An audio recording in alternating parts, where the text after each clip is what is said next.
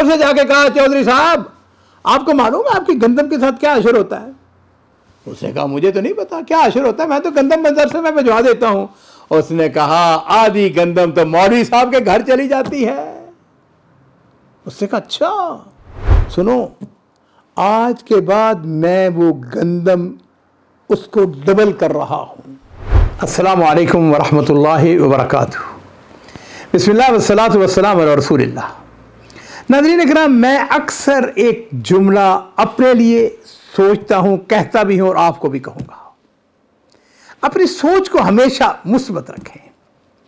मेरे पास अक्सर लोग मेहमान आते रहते हैं, वफूद भी आते हैं, दोस्त भी आते हैं, मेरे रिश्तेदार भी आते हैं, हमारे एम्प्लॉइज़ भी आते हैं। तो मैं हमेशा एक बात उनसे कहता हूँ, और वो ये बात होती है कि मैं हमेशा रोशन पहलू देखता हूँ। मुझे डार्क पहलू से नफरत है। मैं जो होती है ना काबिल नफरत चीज़ें, कभी नहीं मैंने सोचा। मैं हमेशा रोशन पहलू देखता हूँ, और जो उसके बिलअक्स होती है चीज़ें, कभी नहीं मैंने सोची। कामयाब ज़िंदगी का रुख आपको बताऊँ एक, अगर आप कामयाब ज़िंदगी गुजारना चाहते हैं, अपनी सोच, अपनी फिक्र को हमेशा मुस्बत रखें। आपको कोई वाक़या सुनने को आया, किसी ने कोई बात की है, कोई तकरीर के अंदर, गुफ्तगू के दौरान, हमेशा मुस्बत सोचें, मनफी ना सोचें। चलिए, बड़ा खूबसूरत एक वाक़या मैंने अपनी डायरी के अंदर नोट कर लिया था। अहले हदीसों के बहुत बड़े आलिम दीन थे, उनका नाम था हाफिज अब्दुल्ला मुहद्दिस रोपड़ी रहमहुल्लाह। उनके मदरसा के तालिब इल्मों के लिए एक चौधरी साहब थे जो हर साल गंदम भिजवाते थे। अब लोग जो है मुख्तलिफ किस्म के, मैंने अर्ज किया ना, तबाह मुख्तलिफ होते हैं, कोई शरीर होते हैं, कोई हासद होते हैं।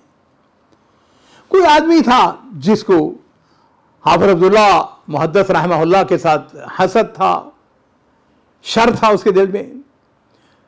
वो शरीर आदमी जो है हासद, उन चौधरी साहब के पास चला गया जो गंदम उनको दिया करते थे, मदरसे को गंदम देते थे। उसने जाके कहा, चौधरी साहब आपको मालूम है आपकी गंदम के साथ क्या असर होता है? उसने कहा, मुझे तो नहीं पता क्या असर होता है, मैं तो गंदम मदरसे में भिजवा देता हूं। उसने कहा, आधी गंदम तो मौलवी साहब के घर चली जाती है। उसने कहा, अच्छा तो जो मैं गंदम भिजवाता हूं उसका एक हिस्सा मौलवी साहब के घर, हाफिज अब्दुल्ला मुहद्दिस रोपड़ी के घर चला जाता है? उसने कहा, हाँ। अजीजों, इसको कहते हैं मुस्बत सोच। अल्लाह ताला उस चौधरी साहब की कब्र पर करोड़ों रहमतें फरमाए। उसने पता है क्या किया? वो आगे बढ़ा और उस आदमी को गले लगा लिया और कहने लगे कि मुझे मालूम नहीं था, अल्लाह तुम्हें जज़ाए खैर अता फरमाए, तू पहले क्यों नहीं आया, तुझे मुझे बताया क्यों नहीं, तूने मेरी मदद क्यों आज कर दी? सुनो, आज के बाद मैं वो गंदम उसको डबल कर रहा हूं। तालिब इल्मों का खाना बिलाशुबा बड़ी रहमत और बायसे बरकत है, मगर बात सुनो, मेरे लिए यह एजाज और फख्र की बात है कि वक़्त का एक मुहद्दिस मेरी गंदम को खाता है, जिसका सारा दिन काल अल्लाह व काल रसूल में कहने में गुजर जाता है। और इसके अजर व सवाब में मुझे कोई शक नहीं है कि अगर मेरी गंदम एक वक़्त का मुहद्दिस खाता है, मेरी खुशकिस्मती के क्या कहने। साथियों, कुरान पाक में एक आयत के अंदर अल्लाह ताला फरमाते हैं, वक़ूलू लिन्नासि हुस्ना, लोगों के साथ अच्छी बातें किया करें। उलमाए किराम की खिदमत करना, उनको फंड्स मुहैया करना, उनकी यानी ज़रूरियात का ख्याल रखना। मुझे लगे तो एक वाक़या याद आ गया मेरे पर्सनल। शाम के एक बहुत बड़े मुहद्दिस थे, शेख अब्दुल कादिर अरनाउत रहमहुल्लाह, मुहद्दिस थे, मुहद्दिस असर। मेरी खुशकिस्मती, मेरी उनके साथ कई मुलाकातें हुई। रियाज में मेरे घर में भी तशरीफ़ लाए, और मुझे भी उनके घर मुतअद्दिद बार, दमिश्क में जब आप जाते थे तो उनके साथ कोशिश होती थी मुलाकात हो जाए। उन्होंने हमारे लिए दारुस्सलाम के लिए कुछ काम भी किया।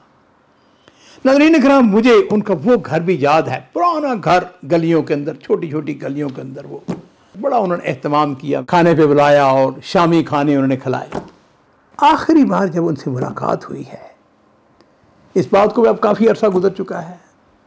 खैर, मैं दमिश्क किया तो मेरे मेज़बान जो थे, मैंने उनसे कहा कि शेख से मिलना है, रब्ता करें। लो जी, शेख से रब्ता हुआ। उन्होंने अपॉइंटमेंट दे दी, हम चले गए। अब जनाब अली वो तलाश करते करते एक पोश एरिया में बड़ा ही खूबसूरत घर, मैं बड़ा हैरान, क्योंकि मैं माली तौर पर जानता था उनकी माली हालत कोई अच्छी नहीं है। लो जी, उनका अंदाज था वो अपने गुफ्तगू या शेखी करके वो बुलाते थे। खैर बड़ी उन्होंने इज्जत की। खाने का वक्त नहीं था, वैसे भी हमको बता के आए थे, चाय वगैरह, हमने शामी चाय पी। उसके बाद उन्होंने मुझे कहने लगे अब्दुल मालिक मेरे साथ आओ। लो जी, बड़ा खूबसूरत अरीश बनी हुई थी, बड़ा ज़बरदस्त, बाहर ऐसे बालकोनी बनी हुई थी। हम दोनों बालकोनी के अंदर बैठ गए।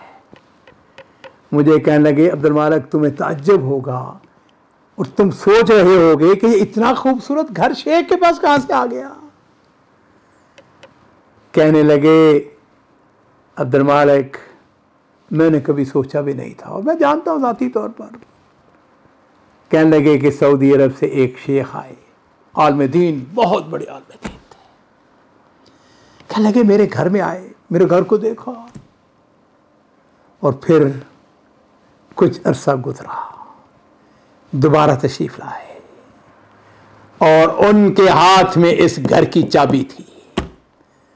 उन्होंने मुझे कहा कि अब्दुल कादर तुमने हदीस की खिदमत की है, तुमने दीन की खिदमत की है, ये हमारी तरफ से छोटा सा एजाजिया है, इसको कबूल करो।